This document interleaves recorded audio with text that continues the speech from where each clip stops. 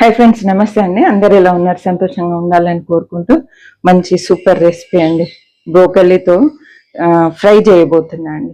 Healthy recipe, తప్పకుండా చివరి వరకు చూడండి. ఇప్పుడైతే 2 ఆలుగడ్డలు తీసుకున్నా అండి, ఒక్క బ్రోకలీ తీసుకున్నా. నేను మీకు చేసిన welcome to my channel house wife kitchen creatives easy recipes అండి. మన ఛానల్లో అన్ని ఈజీ సింపుల్ రెసిపీస్ ఉంటాయి, మిస్ చేయకుండా చూడండి. కొన్ని అయితే వేడి నీళ్ళు పెట్టుకున్నా, ఈ చిన్న స్టవ్ మీద నీళ్ళు పెట్టినా అండి. పెట్టేసి ఇది కట్ చేసుకుందాం. నేను ముందుగానే ఆలుగడ్డలు అయితే పొట్టు తీసి ఇలా చిన్న ముక్కలు కట్ చేసి పెట్టాను. ఇదైతే కట్ చేసుకుందాం మనం. ఈ లావుగా ఉన్న తొడిమలు తీసేసి మిగిలిన సేమ్ కాలీఫ్లవర్ కట్ చేసుకున్నట్టు చేసుకోవాలండి. కొంచెం లేతగా ఉన్న కాడలన్నీ వేసుకోవచ్చు.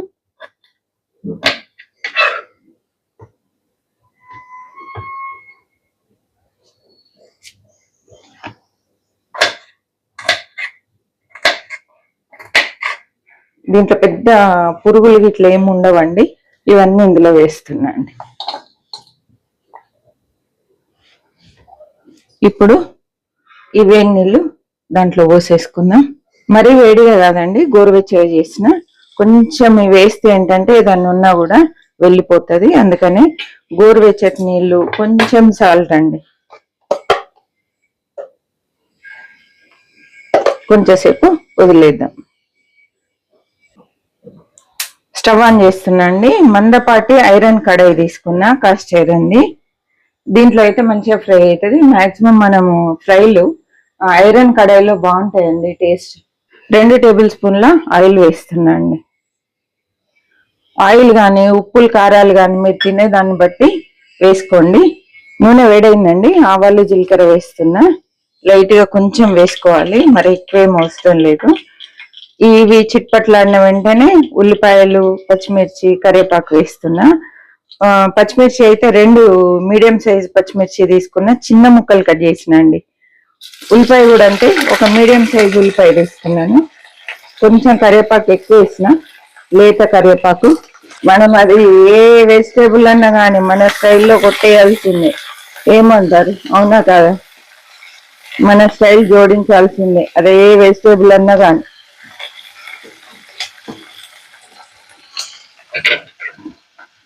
కొంచెం వెల్లుల్లిపాయలు పచ్చపచ్చగా దంపేస్తున్నా. ఫ్రై కర్రీస్ లో వెల్లుల్లిపాయ దంపి వేసుకోవాలండి, లేదా ఇంగువ వేసుకోండి.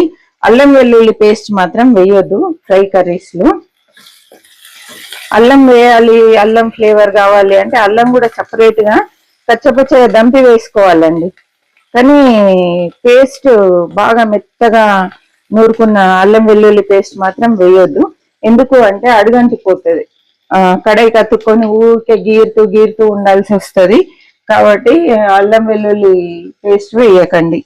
ఇలా లైట్ గా మగ్గిన తర్వాత కొంచెం పసుపు, కొంచెమే వేసానండి పసుపు. ఇదే టైంలో ఆలుగడ్డ ముక్కలు కూడా వేసేసుకుందాం. తాలింపులో కొంచెం వేగాలి. బ్రోకలీ త్వరగా వేగిపోతుందండి, అందుకని ఆలుగడ్డలు కొంచెము వేగిన తర్వాత మనం అది వేసేసుకోవాలి.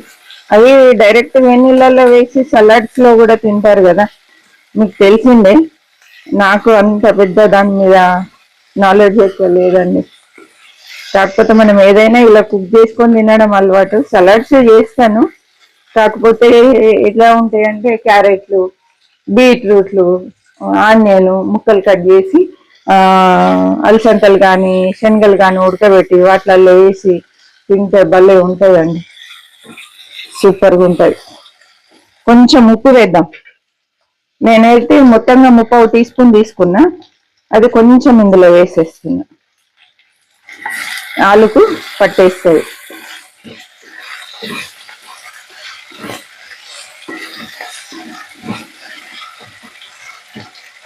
ఒక్క నిమిషం పాటు మూత పెట్టేద్దాం. కొంచెం ఆలుగడ్డలు ఉడికితే బాగుంటుంది. చూద్దామండి. సమ్మర్ స్టార్ట్ అయిపోయినట్టే వేడి అసలు స్టవ్ దగ్గర ఉంటే ఇట్లా కొడుతుందండి. ఇంకా పూర్తి మేలో ఎట్లుంటుందో పరిస్థితి. ఈసారి కొంచెం ఎండలు ఎక్కువనే ఉండేలాగా అనిపిస్తుందండి. చలి కూడా ఎక్కువ ఉంది కదా, అందుకని వేసిందా. మనం వెల్లుల్లిపాయలు వేసినా కూడా అడుగంటుతుంది. దీన్ని ఇలాగే వదిలేస్తే అడుగున మాడిపోతుంది. కర్రీ చేదెక్కుతుందండి. ఓకే, ఆల్మోస్ట్ ఒక 50% ఉడికినట్టే ఆలు. ఇప్పుడు ఇందులో బ్రోకలీ వేసుకుందాం. ఈ నీళ్ళల్లో నుండి తీసి ఇందులో వేసేద్దామండి.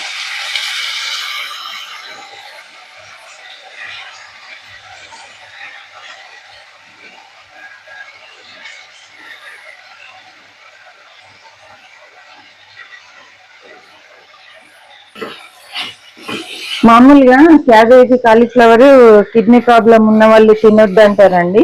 ఇది తినొచ్చు అంట. అది ఇది తిన్న ఏం కాదు అని అన్నారు.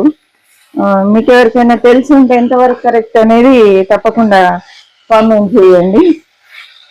నేను ఈ మధ్య విన్నాను బ్రోకలీ తినొచ్చు, కాలీఫ్లవర్ క్యాబేజీ తినకపోయినా అని అన్నారు. కాబట్టి ఒక్కసారి అయితే మీరు కామెంట్ చేయండి తెలిసిన వాళ్ళు.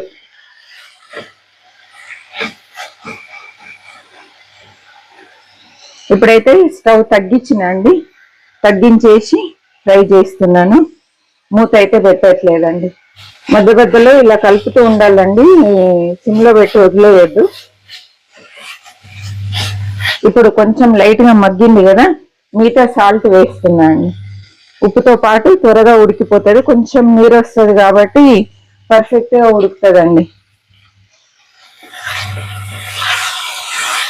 మంచిగా వేగిందండి, చక్కగా వేగింది. ఇప్పుడు కొంచెం ఇందులో మసాలాలు యాడ్ చేసుకుందాం. కొంచెం కారం అండి, 1/2 టీ స్పూన్ వేసుకున్నాం. ఇది ఎండు కొబ్బరి పొడి అండి, ఒక 1 టేబుల్ స్పూన్ వేసాను. కొంచెం ధనియాల పొడి, పచ్చి ధనియాల పొడి. ఇప్పుడు అంతా కలిపేసుకుందాం.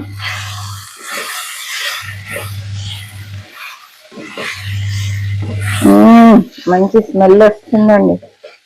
ఎంత కలర్ఫుల్ ఉంది చూసారా, గ్రీన్ గా ఎల్లోగా సూపర్ గా కనబడుతుంది.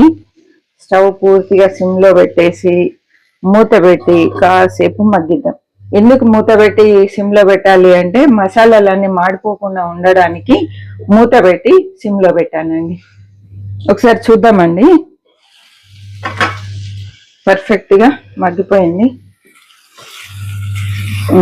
ఇక చూడండి, మనం ఇంత సిమ్ చేసి మూత పెట్టినా కూడా కొంచెం అడుగంటుతుంది. ఈ టైంలో ఏం చేయాలి అంటే అడుగంటితే కొన్ని 1 టేబుల్ స్పూన్ వాటర్ అడుగున వేసేయాలండి. అడుగున వేస్తే ఈ ఫ్లేవర్స్ అన్ని కరెక్ట్ పట్టుకుంటాయి, సూపర్గా ఉంటాయి. ఇదంతా వచ్చేసింది. మాడిపోక ముందే వేయాలండి, మాడితే మాత్రం వేయకండి. ఈ మసాలా ఫ్లేవర్ భలే ఉంటుందండి. చూడండి, మనం కొన్ని వేస్తే ఇగో ఇదంతా వచ్చేసింది. చక్కగా కర్రీకి పట్టేసుకుందండి మసాలా. ఇప్పుడు కొంచెం వేంపితే డ్రై అయిపోతుంది. మళ్ళీ ఎక్కువ నీళ్ళు పోయొద్దండి, 1 టేబుల్ స్పూన్ సరిపోతాయి. చూడండి ఎంత బాగైందో. ఫ్రైలు ఏది చేసినా అడుగంటుతుందంటే మొత్తం అంతా ఇలా జరిపేసి ఒక చుక్క నీళ్ళు వేసుకున్నాం అనుకో, ఈ మసాలా అంతా వచ్చేస్తుంది. మళ్ళా కడాయి క్లీన్ అయిపోతుంది, చక్కగా మళ్ళీ ముక్కలన్నీ వేగుతాయండి. రెడీ అయిపోయింది. ఫ్రెష్ కొత్తిమీర కొంచెం చల్లేస్తున్నా. చల్లేసి అంతా ఒకసారి కలుపుకున్నా.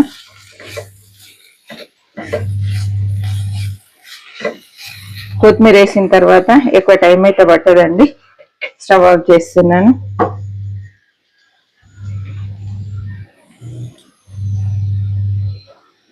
సూపర్గా ఉంటుంది. ఇక దీని గురించి ఆలోచించేది ఏం లేదు. సూపర్ అంటే సూపర్గా ఉంటుంది. ఈ రెసిపీ ఎలా అనిపించింది ఏంటి అనేది తప్పకుండా కామెంట్ చేయండి. ఇది చపాతీలోకైనా, పూరీలోకైనా, రైస్లోకైనా సూపర్గా ఉంటుందండి. తప్పకుండా ఈ రెసిపీ ఒకసారి అయితే ట్రై చేయండి. మీ పిల్లలు కూడా చాలా ఇష్టపడి ఇష్టంగా తింటారు. ఈ రెసిపీ నచ్చినట్లయితే లైక్ చేయండి, షేర్ చేయండి, సబ్స్క్రైబ్ చేయండి. మరి ఒక మంచి వీడియోతో మళ్ళీ కలుద్దాం. బాయ్ అండి.